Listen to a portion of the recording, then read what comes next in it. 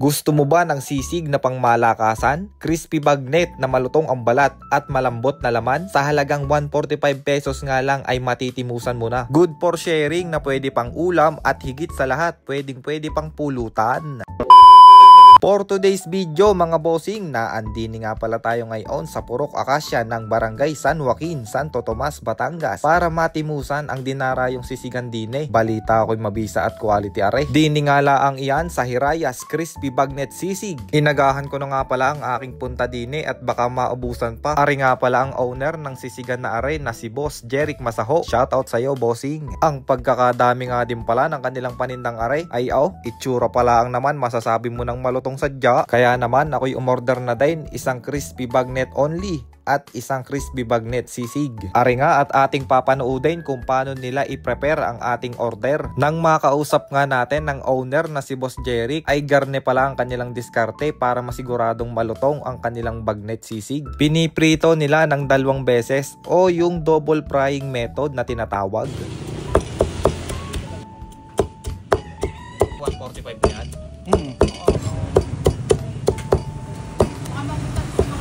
Nakinig nyo gayon mga bossing habang tinatadtad kung gaano kulutong? Ay ewan ko naman, pagkitan are sa inyong mga bagang.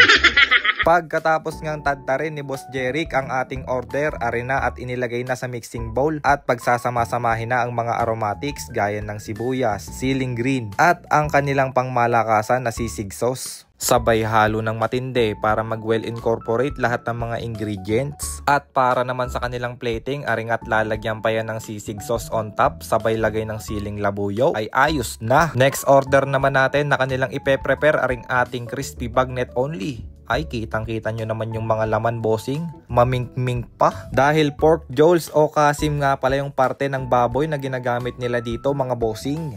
Boss, pwede kang matanong. Ano yan boss? Ano naman ang inyong sikreto para mapalambot at mapasarap ng maigi ang crispy bagnet sisig? Kasi bago itinda, napakabang proseso na rin bago itinda.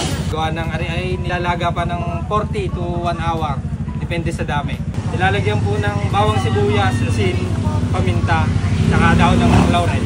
Tapos after nilaga, pag nakuha ko na yung lambot na gusto ko, ipiprito na yon. Tapos ang sikreto dyan, para mas lumutong siya, air dry mo muna siya. Kahit mga 20 minutes. Tapos, tsaka mo iprito. Unang prito pa lang yun, may second fry pa. Ay kaya naman pala napaka-quality ng pagkakadali ng bagnet sisig na are. Sa pagpapalambot pangalaang ng mga karne ay hindi na tinipid sa mga aromatics. Minsan kasi hindi lang yung pagkain ang binabayaran natin, kundi yung serbisyo, yung proseso kung paano pinaghandaan yung pagluluto ng pagkain na ihahain sa atin bilang isang customer. Dahil luto na nga at siguradong malutong na aring ating bagnet, ilalagay na are sa lagayan na may kasamang suka na templado din nila. Maraming salamat sa iyo Boss Bambi. Kaya naman patikad na nga pala ako din pa-uwi ng matimusan na aret. Magkaalaman na kung talaga bagang mabisa. Crispy bagnet sisig at bagnet only. Let's go! Unang binakbakan ko nga pala muna dyan ay ang bagnet. Unang kagat pangalaang laguto ka na. Crispy yung balat at malambot ang laman. Panalo mga bossing. Next, ari namang sisig ang ating titimusan. Kanina pa sadya ako natatakam din habang ginagawa pala ang first bite.